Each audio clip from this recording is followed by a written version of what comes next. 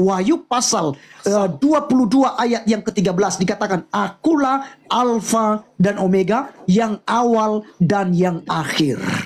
Jangan-jangan ya Tuhan Allah Subhanahu wa taala itu kenal dengan Yesus Kristus adalah Tuhan dan juru selamat. Ya? Atau jangan-jangan Nabi Anda percaya kepada Yesus Kristus tetapi ya tidak dimengerti oleh umatnya seperti Felix ini, maka binasalah Anda. Ya.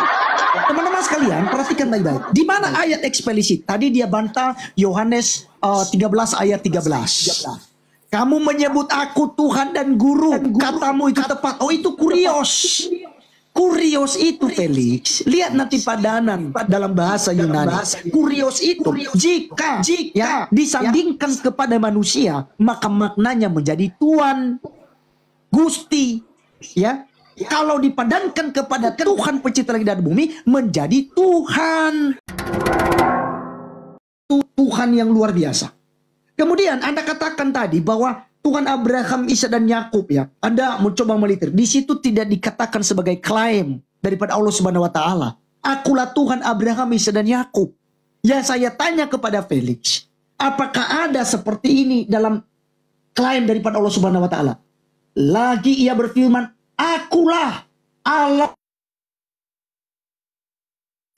Allah Abraham, Allah Ishak, dan Allah Yakub. Lalu Musa menutup mukanya sebab ia takut memandang Allah. Perhatikan baik-baik. Tuhan di perjanjian lama itu bisa dilihat, bisa berteofani. Allah Subhanahu wa taala tidak pernah menampakkan dirinya kepada Muhammad kecuali dalam Isra Miraj. Dan Isra Miraj itu bisa dibantah dengan adanya agama Zoroaster yang sudah pernah ada kisah Isra Miraj jauh sebelum Islam muncul, Felix. Tetapi ini berbicara, dia mengklaim ini, klaim ini, akulah. Kalau Anda membawa dalam surah Al-Baqarah 130 berapa tadi itu bukan klaim, itu sebuah pernyataan, seakan-akan ada orang yang menyatakan itu. Gitu. Jadi itu yang harus Anda pahami. Ya. Kenapa? Sedikit lagi. Kenapa saya tidak jawab Efesus 2 ayat 15 tentang nubuatan ya? Karena itu sudah di luar dari konteks pembahasan kita. Ya.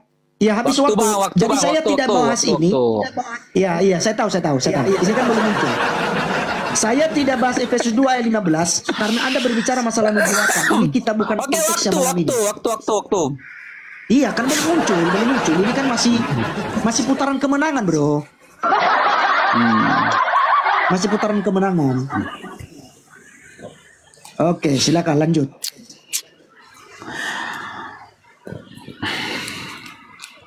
Iya, penonton, barunya saja aku bertanya, ndak dijawab pula sama Pak Pendeta ini. Padahal penonton ya, saya hanya bertanya satu kali, dia bertanya sudah berapa pertanyaannya, saya jawab. Ya. Jadi pertanyaannya sudah sangat banyak, saya tetap jawab ya, walaupun jawaban saya itu secara eksplisit dijelaskan di situ bahwasanya tadi itu adalah Tuhan yang disembah Ibrahim, Ishak dan Yakub adalah Tuhan, ya, adalah Allah, Tuhan yang Maha Esa, tempat para nabi berserah diri. Ya, baru saya bertanya satu ndak dijawab pula ini Pak Pendeta ini. Aduh. Oke. Saya jelaskan ya. Oke. Sabar. Jangan kepanasan dulu, Pak. Enggak.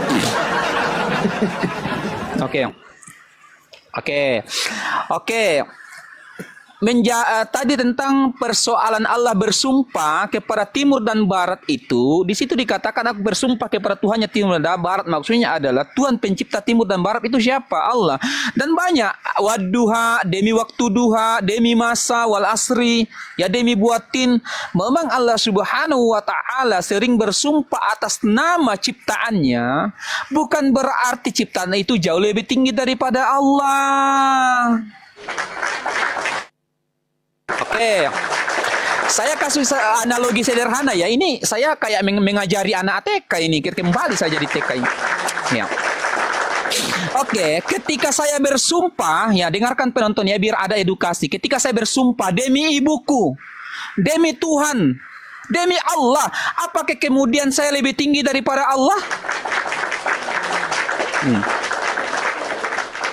Iya, saya ulangi. Apakah kemudian ketika saya bersumpah demi ibuku, Saya lebih tinggi posisinya daripada ibuku. Saya bersumpah demi Allah. Apakah kemudian saya lebih tinggi daripada Allah? Tidak mungkin, penonton. Iya.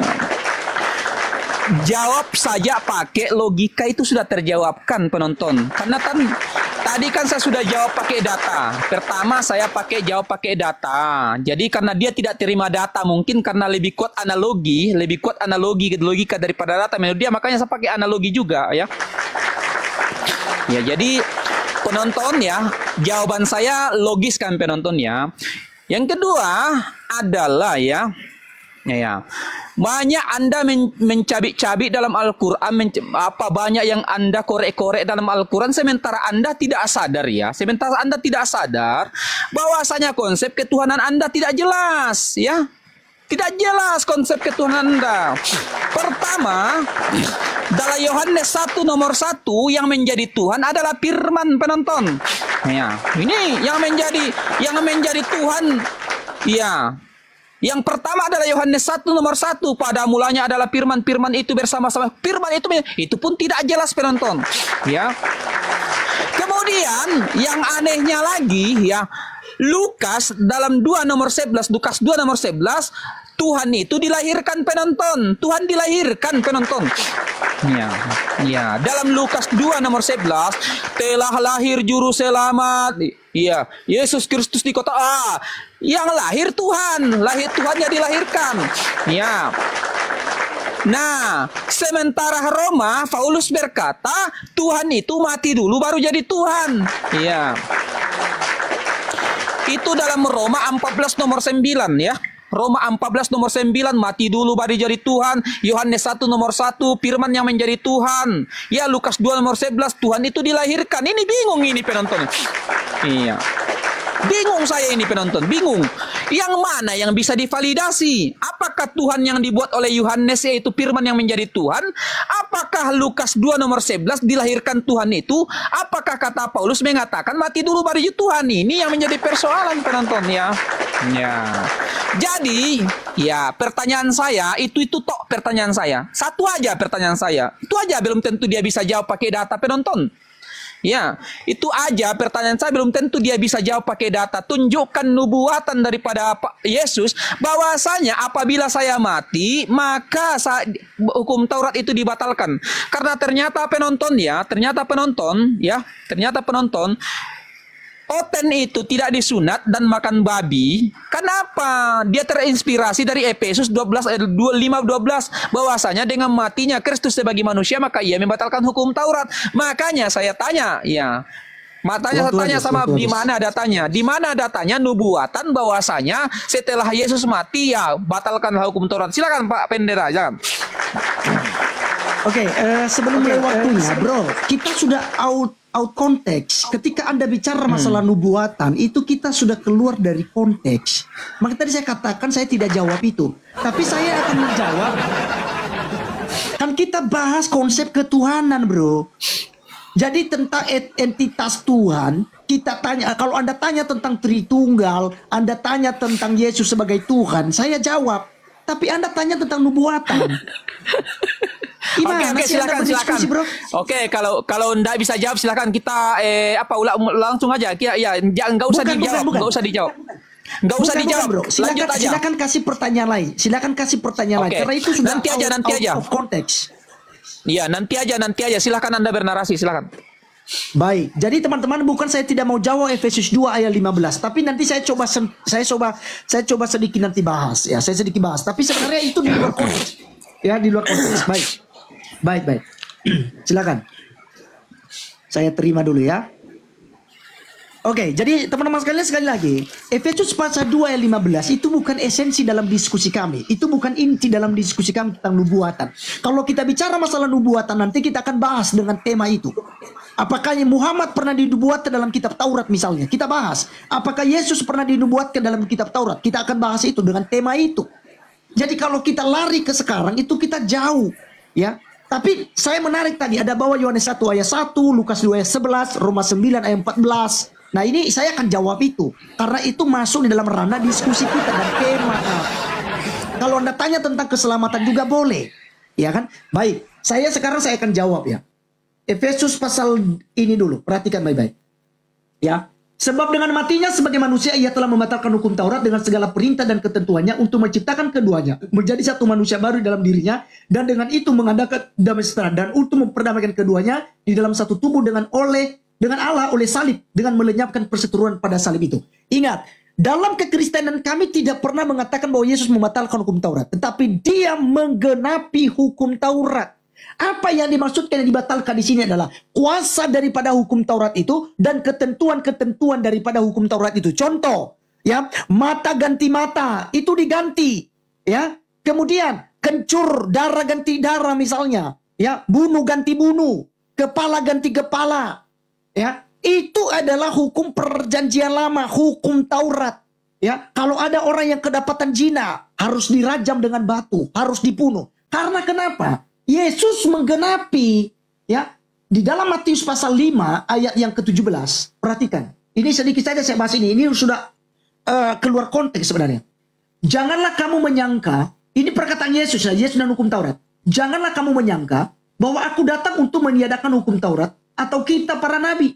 Aku datang bukan untuk menyediakannya, melainkan untuk apa? Untuk menggenapinya. Makanya ya dalam Galatia pasal 4 ayat yang keempat dikatakan apa? Tetapi setelah genap waktunya, maka Allah mengutus anaknya yang lahir dari seorang perempuan dan takluk kepada hukum Taurat.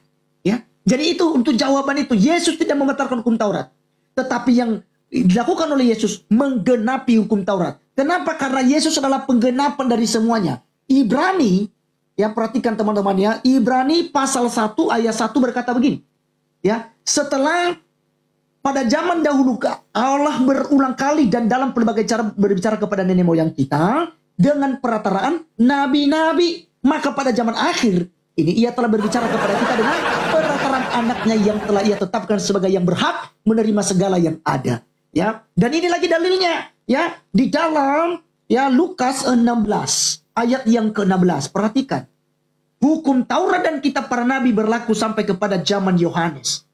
Perhatikan. Bahkan di dalam ya Matius pasal yang ke-11 ayat yang ke-13. Sebab semua nabi dan kitab Taurat bernubuat hingga tampilnya Yohanes saja, Yohanes Pembaptis. Makanya tidak ada nabi setelah Yohanes Pembaptis, setelah Yesus datang. Karena Yesus memegang 3 jabatan sebagai Mesias, sebagai raja, sebagai imam, dan sebagai nabi.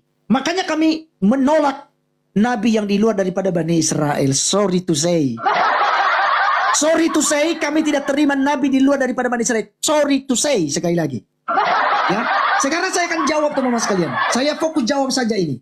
Mazmur, Yohanes 1 ayat 1 dikatakan pada firman yang menjadi Tuhan. Firman dalam Yohanes 1 ayat 1 itu dijelaskan bro. Dijelaskan bahwa ini asal mula daripada Yesus Kristus. Itu yang mana? Ternyata asal mulanya adalah firman. Hologos en arkein hologos. Ya, logos itu apa? Yaitu Allah. Makanya firman itu adalah Allah. Kemudian ayat 14, firman itu telah menjadi manusia. Ini yang dijelaskan. Supaya apa? Supaya kita menerima dia. Bukan ketika dia menjadi mati dulu. Ya, itu Anda salah paham. Kalau Anda membawa Roma pasal 9 ayat 14, ini Yusuf PI juga udah bawa ini. Ya, 14 ayat 9. Nih. Perhatikan baik-baik. Ya, sebab untuk itulah Kristus telah mati. Perhatikan ayat 8-nya. Sebab jika kita hidup untuk Tuhan. Dan jika kita mati untuk Tuhan. Jadi baik hidup atau mati kita adalah milik Tuhan. Perhatikan, sebab untuk itulah Kristus telah mati dan hidup kembali. Supaya ia menjadi Tuhan baik atas orang-orang mati maupun atas orang-orang hidup. Karena baik hidup dan mati kami, itu Yesus Kristus, dia tetap Tuhan untuk kami. Ini yang dibicarakan bro. Ya, ini yang dibicarakan. Ya. Jadi ini saya fokus untuk menjawab itu. Waktu saya sudah selesai, silakan di lain nanti saya bertanya kembali. Karena Anda berpikir saya tidak jawab pertanyaan Anda bro. Jadi makanya saya tidak bertanya. Sengaja memang tidak mau bertanya. Ya, sengaja tidak mau bertanya. Silakan.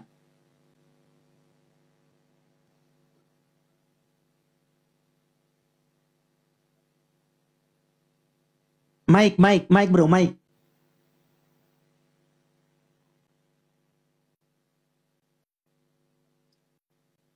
Suaramu Felix, suaramu belum muncul. Oke, sudah. Ya, lanjut. Ya, sudah. Gini Bang, Anda terlalu cepat menjelaskan makanya tidak bisa dimengerti sama penonton. Santai aja menjelaskan supaya bisa edukasi. Jangan kalau saya tidak perlu buka buku sama laptop, saya hafal. Tidak perlu buka buku, tidak perlu buka laptop, saya hafal. Anda tadi mengatakan ya. Yang saya tanya sebenarnya adalah nubuatan, bukan penjelasan ya. Nubuatan Anda paksa menjawab padahal lihat jawaban Anda jauh panggang dari api. Yang saya minta adalah nubuatan. Dan Anda pun pernah menyentil tadi, adakah nubuatan tentang kedatangan Nabi Muhammad dalam Taurat? Itu dijelaskan dalam Al-Quran. Ya, surah As-Saff ayat 7, 6. Di situ dikatakan wa qala Isa bin Maryam inni rasulullahi ilaikum, dan berkata Isa putra Maryam inni rasulullahi ilaikum musaddiqan lima baina yadayya minat Taurat inni min ba'di ismuhu Ahmad, akan datang nabi setelahku yaitu rasul setelahku inni min ba'di ismuhu bernama Muhammad musaddiqan lima baina yadayya minat Taurat, dan itu sudah tercatat dalam Taurat. Ada jawabannya, langsung saya jawab, enggak perlu. Oke. Yang kedua, Anda membawa Yohanes 1 nomor 1 menjelaskan bahwa firman yang menjadi daging itu, ya. Firman yang menjadi daging itu adalah Yesus itu sendiri, ya. Di mana Anda menjadikan rujukan Yohanes 1 nomor 1 ini untuk mempertuhankan Yesus. Ternyata penontonnya setiap manusia yang tercipta di muka bumi ini berasal dari firman Tuhan. Coba baca Matius 4 nomor 4. Iya, Matius 4 nomor 4 dijelaskan, Yesus berkata, manusia tidak hidup dari roti saja, akan tetapi setiap firman yang keluar dari mulut Tuhan. Iya, dalam Yesaya 55 nomor 1 juga dikatakan seperti itu. Ya, ketika Allah berfirman, ya tidaklah sia-sia ya. Firman itu kalau sebelum firman itu menjadi sesuatu yang diperintahkan oleh Tuhan, ya. Dalam Mazmur perjanjian lama, Mazmur 33 nomor 9 itu dikatakan, sebab dia berfirman, maka semuanya akan jadi. Nah, dia memberi perintah maka dia akan ada. Dalam Mazmur 33 nomor 9 Pak Pendeta. Saya ajari Pak Pendeta ya, gitu. Jadi tidak ada kemudian ya. Jadi dari 3 dalil yang saya paparkan tadi, ketika Anda menjadikan Yohanes 1 nomor 1 ini bahwa yang firman itu, daging itu menjadi Yesus, menjadi Tuhan, tidak bisa divalidasi karena terbantahkan oleh Matius 4 nomor 4 bahwa segala manusia yang tercipta di muka bumi ini berasal dari firman Tuhan. Matius 4 nomor 4, Yesaya 55 nomor 11, Mazmur 33 nomor 9. Ya jelas. Berarti tidak kemudian Yohanes 1 nomor 1 itu menjelaskan bahwasanya firman itu menjadi Tuhan. Tidak seperti itu. Kenapa ya? Dalam Mazmur 33 nomor 9 dikatakan, sebab ia berfirman maka semua akan jadi. Ya, memberi perintah maka dia akan ada. Dalam Mazmur 33 nomor 9. Berarti penontonnya, semua yang tercipta di muka bumi ini bukan hanya Yesus yang melalui firman. Seluruh manusia dan benda yang ada di muka bumi ini tercipta lewat firman Tuhan. Ini dalam perjanjian lama dan perjanjian baru. Bahkan perjanjian lama dan perjanjian baru pun menerangkan seperti itu. Ya. Ya, jelas penontonnya. Jadi apa yang saya paparkan itu jelas bisa diterima oleh penonton. Karena ya santai menjelasinnya supaya ada edukasi. Oh ternyata saya bisa membantah dalam Bible itu sendiri. Ya. Yang menjadi pertanyaan saya kepada Pak Laskar ya, apa fungsi daripada digantungnya Yesus secara terkutuk di kayu salib sebagaimana Galatia 3:13. Ya, saya ulangi, apa fungsi daripada digantung terkutuknya Yesus di kayu salib? Ya, sebagaimana Galatia 3:13. Oke. Itu cukup aja, santai aja. Itu aja, silakan.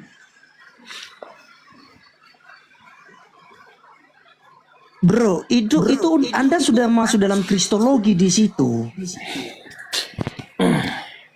Gimana sih bro ini? Kalau Anda menanyakan tentang penyaliban dia, itu Anda masuk dalam kristologi. Tema kita sedang ketuhanan. Anda tanyakan tentang prinsip ketuhanan Yesus, itu baru betul. Gini Bang Laskar, 2 menit. Please charge. Saya kasih waktu buat Anda 2 menit. Anda bertanya tentang konsep ketuhanan. Jangan lari ke kristologi. Anda tentang penyaliban gimana sih? Tadi kan Saya kita kasih sudah waktu 2 sepakat menit, bro. Pak Pendeta. Silakan. Ya. Tadi kan kita sudah sepakat di awal bahwa kita juga bisa masuk ke dalam konsep keselamatan, Pak. Kita kan sepakat dari awal juga kita bisa masuk ke dalam konsep keselamatan. Nah, Anda ini tidak kan konsep menanyakan tentang eskatologi keselamatan kami, soteriologi. Itu berbicara tentang soteriologi. Anda belum menanyakan itu. Oke. Yang Anda tanyakan tentang kristologi, Pak. Anda tentukan pertanyaanmu dengan baik. Kita konsepnya ketuhanan dan keselamatan. Kalau Anda tanya tentang keselamatan, nah maka Anda tanya bagaimana cara Allah, cara Tuhan kalian menyelamatkan Kristen. Apakah Yesus menjanjikan keselamatan bagi kalian? Nah itu baru pertanyaan. Oke. Saya kasih waktu 2 menit. Saya kasih waktu 2 menit, silakan. Itu Tanpa kan pakai timer. Silakan tanya. Oke, itu silakan bertanya. Tentang konsep keselamatan kan, itu kan ada hubungannya dengan dengan apa? Digantung terkutuknya Yesus di kayu salib. Kan saya jawab sendiri pertanyaan saya, kan fungsinya Yesus digantung di kayu salib untuk menebus dosa manusia. Kita kan masuk ke dalam konsep penebusan dosa. Betul, Pak? Oke, baik. Karena tadi Anda menanyakan tentang ini kan, tentang penyaliban saja. Jadi berikan spesifik pertanyaannya, berarti bagaimana gitu loh. Kenapa Yesus harus mati di salib? Mungkin barangkali begitu. Silakan itu aja, itu aja. Mati di salib. Oke, jadi kan gitu samanya aja apa itu. Oke, saya ikut fokus, narasi Bapak saja. Dengan tema kita ya, fokus ya. Terima kasih ya. Oke ya, waktu silakan. Saya ya. Ya, siap. Terima, Bro.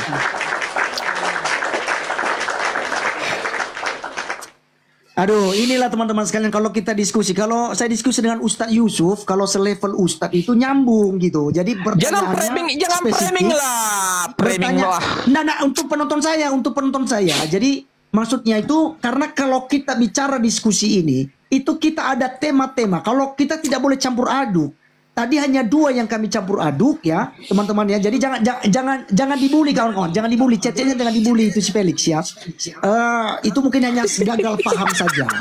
Jadi kita punya tema konsep ketuhanan dan konsep keselamatan ya. Kalau Anda bicara kristologi, ya itu udah lain konteks. Anda bicara nubuatan, itu sudah di luar konteks pembahasan kita. Makanya saya tidak jawab. Baik, saya akan menjawab teman-teman sekalian.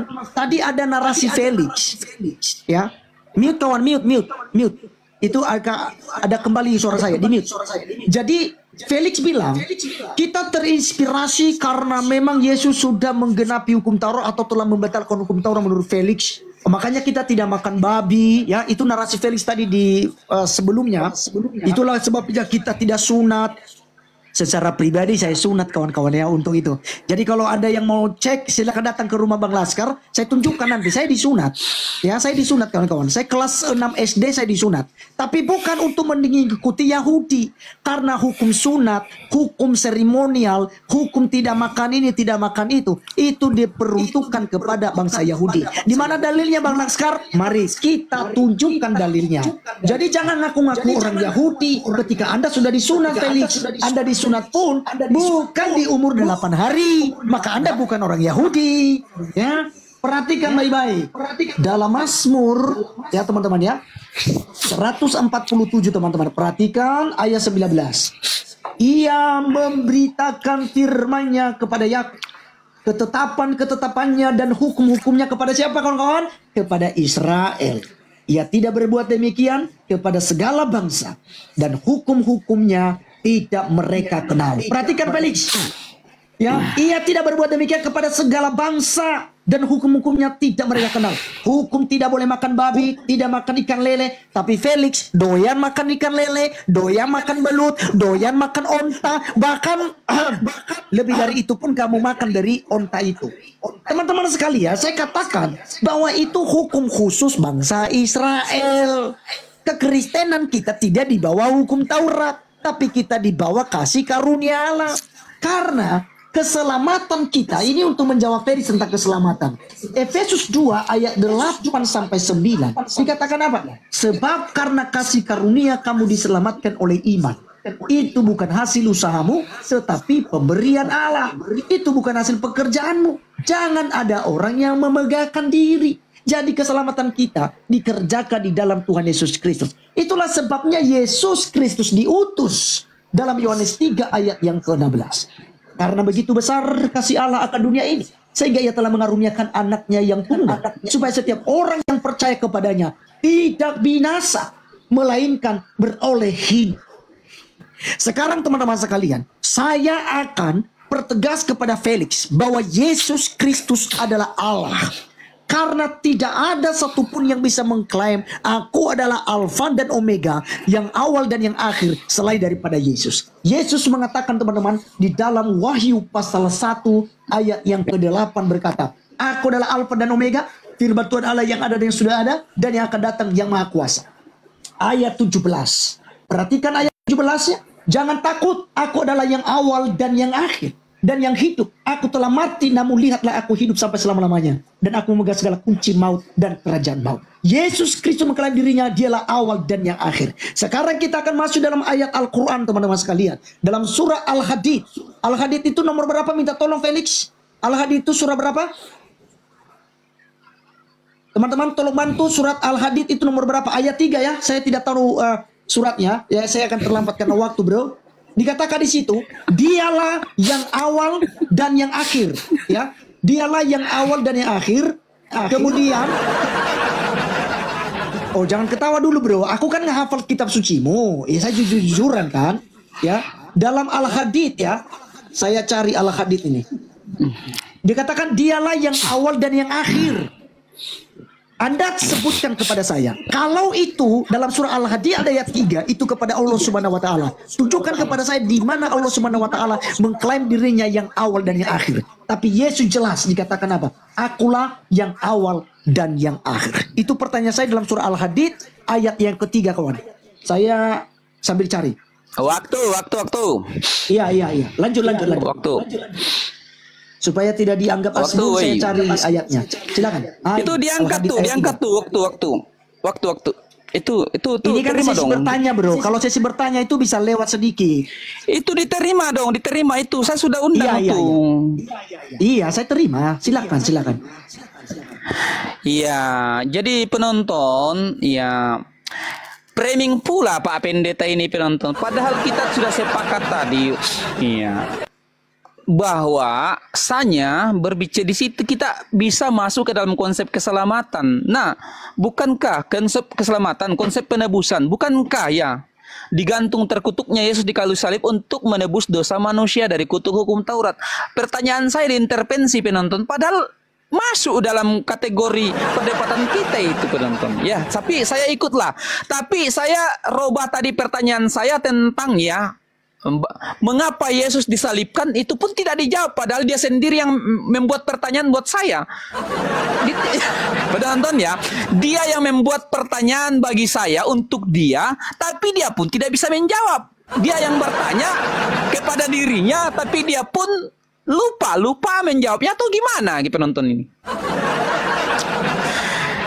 Ini Pak Pendeta ini, saya lihat di sini gimana ini ngaurin. Pertanyaan saya tidak diterima. Yang kedua,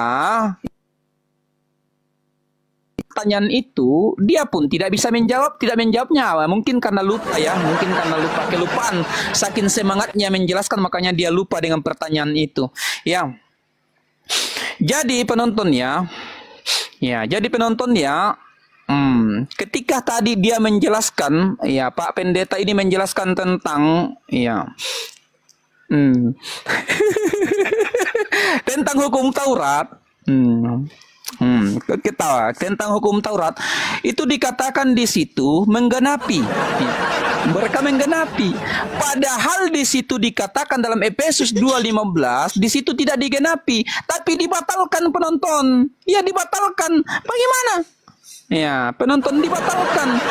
Kalau dibatalkan, ketika dibatalkan di situ bahasanya dibatalkan, berarti kata penggenapan itu tidak ada. Ya. Saya ulang.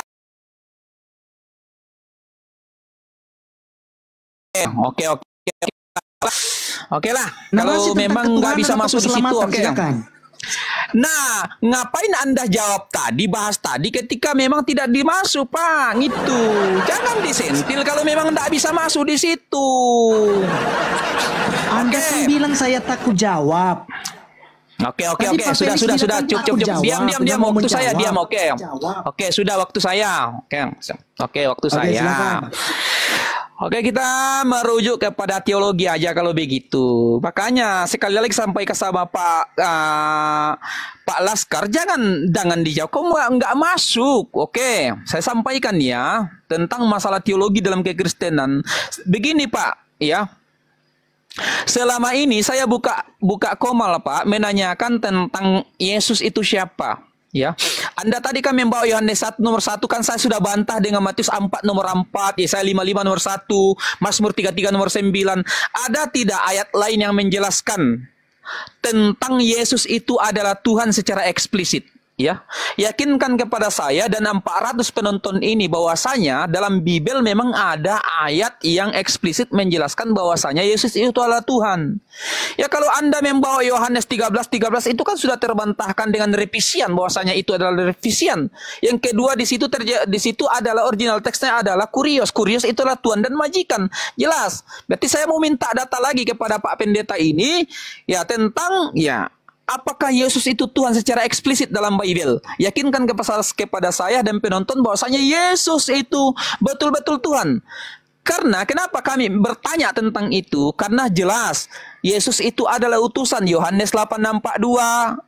Ya, aku datang bukan karena kehendakku sendiri, melainkan kehendak Dialah yang mengutus aku. Ya. Ya, Yohanes 5:30 dikatakan, ya, aku tidak bisa berbuat apa-apa dari diriku sendiri. Penghakimanku adil, sebab apa yang telah kusampaikan kepada kalian bukanlah dariku, tapi dari Dialah yang mengutus aku. Berarti Dia adalah utusan. Ya. Makanya tunjukkan ayat dalam Bible secara eksplisit bahwasanya Dia adalah Tuhan. Karena ayat yang saya jelaskan tadi Pak Pendeta, ternyata Dia adalah utusan. 3 ayat loh yang menjelaskan Dia adalah utusan. Nah, saya minta ayat satu saja ya, jangan banyak-banyak ya. Mana ayat secara eksplisit menjelaskan dalam Bible bahwasanya Yesus itu adalah Tuhan. Ya, kalau secara eksplisit, karena definisi daripada eksplisit itu adalah ayat yang tidak bertele-tele. Ayat yang jelas menjelaskan bahwasanya Yesus itu adalah Tuhan. Ya, pasti paham pertanyaan saya Pak Pendeta ya. Karena dari ketiga ayat yang saya jelaskan tadi itu sudah menunjukkan bahwasanya Yesus itu adalah utusan. Ya, Yohanes 8:42, Yohanes 17 nomor 3, Yohanes 5:30, bahkan Yesus datang diutus oleh Allah ke muka bumi ini untuk menyampaikan kepada Bani Israel, dengarlah wahai bangsa Israel, hukum yang terutama adalah Tuhan Kitu Ehad satu. Makanya itu terkorelasi dalam Al-Quran mengatakan walakada ba'asna fi kulli ummatin rasulan an ibudullah. Tidaklah Allah mengutus semua nabi dan rasul kecuali membawa misi, sembahlah hanya kepada Allah Subhanahu wa taala. Itu begitu Pak Pendeta. Ya. Saya minta ayat yang eksplisit apakah Yesus itu Tuhan. Ya, saya kayaknya kalau kita kemana-mana ini takut Pak Pendeta ini jawab pertanyaan. Silakan. Silakan. Ya, panggil Bang Laskar saja Bang ya. Bang Laskar ya, nama saya Bang Laskar ya. Ya, baik. Silakan waktunya. Saya sudah lihat si Felix ini udah mulai kelabakan ya. Sudah habis argumen. Tidak, ya. Biar sampai subuh udah habis argumen saya. Berputar di situ saja kawan-kawan. Waktu dulu. Udah. Ya, jadi teman-teman sekalian saya ketawa dulu berjemaah. Ya. Kepada saudara kita Felix yang memang sudah mulai gugup dan sudah tidak tahu lagi mau tanya apa. Kenapa saya tidak jawab tentang nubuatan? Kita tidak bicara masalah nubuatan. Kita bicara konsep ketuhanan. Anda melari tentang kristologi. Nah, kita tidak sedang bahas kristologi. Kita bahas tentang keselamatan, soteriologi. Kalau Anda mau membahas itu, yuk kita bahas. Itulah seputar pertanyaan Anda. Jadi silakan bertanya sesuai porsi tema. Jadi teman-teman, dari tadi ya saya kasih waktu ini hampir 10 menit saya kasih waktu buat dia. Tadi waktu saya sudah kena Bennett ya, akun TV Laskar News kena Bennett. Ya, kena Bennett. Tadi dia udah ngerocok itu, saya sudah lihat sudah 4 menit kok. Dia bilang, saya baru mulai. Padahal udah ngerocos sana sini. Aku teman-teman, ya penonton. Habis waktu. Berat, saudara-saudara. Bahkan Felix lupa menjawab jawaban itu. Yesus katakan, aku adalah Alfa dan Omega, yang awal dan yang akhir. Dalam surah Al-Hadid, dengan terang benderang saya kasih lima tadi. Ini. Baca ini surah Al-Hadid ayat 3. Dialah yang awal dan yang akhir, yang zohir dan yang batin. Felix takut jawab, tidak mau jawab. Karena itu Allah Subhanahu wa taala tidak pernah katakan akulah Allah yang awal dan yang akhir. Dia sekarang nanya, ada ndak ayat secara eksplisit, akulah Tuhan, sembahlah aku? Jawaban saya, Felix, kalau Anda minta itu, Yesus tidak pernah mengatakan demikian. Itu jawaban saya. Yesus tidak pernah mengatakan demikian. Sama, Anda tunjukkan kepada saya di mana Allah Subhanahu wa taala berkata, aku adalah yang awal dan yang akhir. Ya. Itu dikatakan dialah. Itu perkataan orang. Itu adalah kesaksian orang, dialah. Tapi Yesus di dalam Alkitab Wahyu pasal 22 ayat yang ke-13 dikatakan, akulah Alfa dan Omega, yang awal dan yang akhir. Jangan-jangan ya Tuhan Allah Subhanahu wa taala itu kenal dengan Yesus Kristus adalah Tuhan dan juru selamat. Ya? Atau jangan-jangan Nabi Anda percaya kepada Yesus Kristus tetapi ya tidak dimengerti oleh umatnya seperti Felix ini, maka binasalah Anda. Ya. Teman-teman sekalian, perhatikan baik-baik. Di mana ayat eksplisit? Tadi dia bantah Yohanes 13 ayat 13. Kamu menyebut aku Tuhan dan Guru, katamu itu tepat. Oh, itu kurios. Kurios itu, Felix. Lihat nanti padanan dalam bahasa Yunani. Kurios itu jika ya disandingkan kepada manusia, maka maknanya menjadi Tuhan, Gusti, ya. Kalau dipadankan kepada Tuhan pencipta langit dan bumi, menjadi Tuhan. Ya. Karena kata Tuhan itu kalau bilang original itu terjemahan, kalau Anda melihat pada waktu itu kan kata Tuhan itu kan belum ada. Itu malahan diambil daripada Alkitab nanti, ya. Dari KBBI begitu. Itu dari kata Tuhan itu diambil dari Alkitab. Jadi dikatakan Tuhan sama dengan Gusti. Ya. Jadi kata Tuhan sama dengan di situ. Yesus mengatakan, benar. Sekarang, apakah Yesus Kristus berkata, aku bukan Tuhan, jangan sembah aku? Itu nggak ada. Kalau Felix bisa tunjukkan kepada saya, Yesus katakan, aku bukan Tuhannya, jangan sembah aku. Saya ucapkan 2 kalimat syahadat sekarang, Felix. Saya tantang Anda. Ustaz Yusuf saya sudah tantang kemarin. Ores saya sudah tantang. Uniriva saya sudah tantang. Kalau kalian bisa tunjukkan Yesus katakan, aku bukan Tuhan, jangan sembah aku. Saya ucapkan 2 kalimat syahadat di hadapan berapa penontonmu sekarang. Tapi kan Allah tidak kalian temukan ayat itu. Tapi kalau kata pernyataan Yesus adalah Tuhan, yes ada. Sekarang saya tunjukkan kepada Anda. Yesus mengklaim dirinya sebagai Allah, Felix. Perhatikan. Di dalam Yohanes pasal 4 ayat 25, jawab perempuan itu kepadanya, aku tahu bahwa Mesias yang datang yang disebut juga Kristus, apabila ia datang ia akan memberitakan segala sesuatu kepada kami. Perhatikan baik. Kata Yesus kepadanya, akulah dia yang sedang berkata-kata dengan kamu. Ya. Pada waktu itu datang, ya. Kalau kita lihat di sini ya. Yesus menggunakan kata ego aimi dalam bahasa asli. Ya. Legei autecho Yesus ego eimi, akulah dia. Yang bisa menghapus dosa juga hanya Allah, tapi Yesus menghapus dosa. Markus pasal yang kedua ayat 5.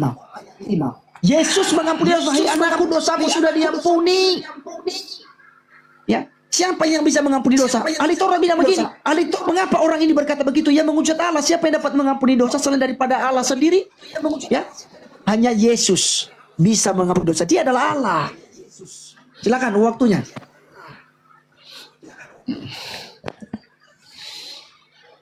Silakan waktumu, Felix. Hai. Oke, silakan diterima. Oke. Sudah. Ya, saya jelaskan dulu ya tentang surat Al-Hadid tadi. Ini dipertanyakan ini padahal ya, ini jelas dalam surat Al-Hadid ini huwa awwalun huwa akhirun adalah Allah Subhanahu wa taala, ada dirinya sendiri. Karena dia potong-potong ayat masalahnya penonton ya. Kita jelaskan penonton ya sama-sama. Kita santai aja ya penonton ya. Kita santai aja supaya Islam atau Kristen itu teredukasi yang ada di bawah. Ya, kita mulaikan diambil ayat 3. Ternyata dalam ayat satunya ini ternyata menunjukkan huwa awwalun huwa akhirun huwa zahirul wa batin. Di situ adalah Allah. Dalam ayat satunya semua yang berada di langit dan yang berada di bumi bertasbih kepada Allah. Menyatakan kebesaran Allah, dan dialah yang maha perkasa lagi maha bijaksana. Ya. Dia menyampaikan semuanya ciptaannya di sini. Allah menyampaikannya semua tentang dirinya. Allah menyampaikan ciptaannya semuanya dirinya mulai dari Al-Hadid nomor 1 sampai Al-Hadid nomor 4. Di samping dia menciptakan siapa dirinya, menciptakan apa yang ciptaannya, ya. Kepujaannya lah kerajaan langit dan bumi. Dan dia menghidupkan dan mematikan, dan dia maha kuasa atas segala sesuatu. Luar biasa Allah ini penonton ya. Mulai dari dia berkata bahwasanya semua yang berada di langit dan bumi adalah kepunyaannya. Ayat 2 justru Allah mengatakan kepunyaannya lah kerajaan langit dan bumi, dan dia pun mengatakan dia menghidupkan dan mematikan. Ya, ini Allah maha kuasa Allah atas segala sesuatu. Makanya dia pun menyebutkannya dalam hadits nomor 3, dialah yang awal dan yang akhir, yang zahir dan yang batin, dan dia maha mengetahui segala sesuatu. Maka Kristen penontonnya menyatakan, berasumsi ya, mimpi kalau kata dialah di sini adalah Yesus. Jedor penonton ya, jedor. Saya ulangi penonton ya. Ini Al-Hadid nomor 3 yang dijadikan premingan oleh Kristen oteng-oteng bahwa kata dialah di sini adalah Yesus penonton. Ini memang ini betul-betul ini. Kalau otak sudah mencret beginilah, kalau otak sudah error ya. Ya, saya ulangi, dialah yang awal dan dialah akhir, zahir dan batin. Karena ini ada dalam Bible, Alfa dan Omega, Ortega dan Mega. Dia korelasikan seperti ini. Padahal dialah yang awal dan dia yang batin. Allah menyampaikan semua kepunyaan kerajaan langit dan bumi. Ternyata siapa dia? Siapa dia penonton? Ternyata dia adalah ya Allah penonton, bukan Yesus ya. Bukan Yesus ya, di sini Allah penonton ya. Oke. Saya ulangi penonton ya. Saya masih panjang waktu saya, masih kesempatan. Ya. Tunjukkan, dia bertanya tadi Pak Pendeta, tunjukkan dalam Bible bahwasanya Yesus menolak dipertuhankan ya. Karena tidak ada ternyata penonton ya. Ternyata jawaban saya tadi tidak dijawab karena dia pun mengaku bahwa tidak ada ayat dalam Bible secara eksplisit mengatakan Yesus Tuhan. Ternyata tidak ada penonton ya. Ternyata tidak ada penonton ya. Dia hanya membawa Yohanes 13:13 tadi. Yohanes 13:13 itu kan saya akan sampaikan, ada datanya sebentar saya tampilkan bahwa ternyata revisian tahun 2011 penonton. Ya, saya hanya mau menyampaikan ya bahwasanya ya Yesus menolak dipertuhankan dalam Matius 7:21 sampai 23. Ya, tidaklah mereka yang menyeru kepadaku Tuhan, Tuhan, Tuhan ya. Saya buka datanya Pak ya. Oh, nanti saya buka datanya karena tidak ada waktu. Saya hanya bernarasi aja menyampaikan dalam Matius 7:21 sampai 23, tidaklah mereka yang menyeru kepadaku Tuhan, Tuhan, Tuhan akan masuk ke dalam kerajaan surga. Berarti orang yang menyeru kepada Yesus Tuhan tidak masuk ke dalam kerajaan surga penonton, ya. Melainkan mereka yang mengikuti kehendak Bapa yang di surga. Berarti masuk surga itu mengikuti Bapa yang di surga, ya, bukan menyeru kepada Yesus Tuhan, ya. Justru dalam Matius 7:21-22 dikatakan mereka yang menyeru kepadaku Tuhan bernubuat atas namaku dikatakan pembuat kerusakan penonton. Enyahlah kalian daripada aku, kata Yesus.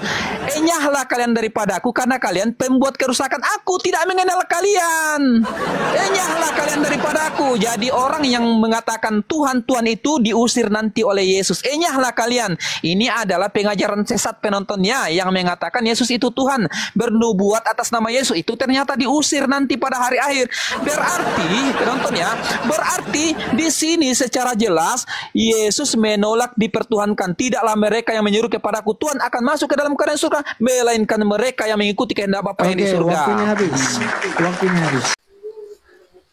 Shalom teman-teman Alpha Omega, jumpa lagi dengan Alpha Omega. Baru saja kita menyaksikan video diskusi antara Kristen dengan Islam. Diskusi agama memang penting dan bisa memberikan wawasan baru, namun terkadang meskipun penjelasan sudah diberikan dengan baik, jika masih ada sikap yang sedikit keras kepala, itu bisa menghalangi tercapainya pemahaman bersama. Sebaiknya kita tetap menjaga sikap terbuka dan saling menghargai pendapat orang lain, karena agama itu juga soal kedamaian dan toleransi, bukan kemenangan dalam debat ataupun diskusi. Lebih baik mencari titik temu daripada terus berdebat tanpa akhir ataupun mencari pemahaman yang lebih detail.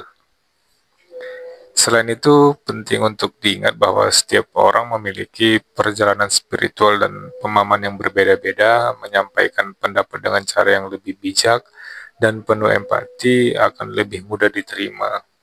Bahkan jika kita memiliki pandangan yang berbeda, dalam diskusi agama, tujuan utama seharusnya adalah saling belajar dan memperkaya perspektif, bukan untuk memenangkan argumen. Menghargai perbedaan dan tetap rendah hati dalam berdiskusi adalah cara yang lebih sehat untuk membangun pemahaman yang lebih dalam dan harmonis. Disclaimer, ini hanyalah diskusi, bukan ajang mencari pemenang atau juara. Ambil nilai positif, buang nilai negatifnya. Jadilah penonton yang baik dan bijak. Argumennya disanggah, bukan orangnya yang disanggah. Tuhan Yesus memberkati.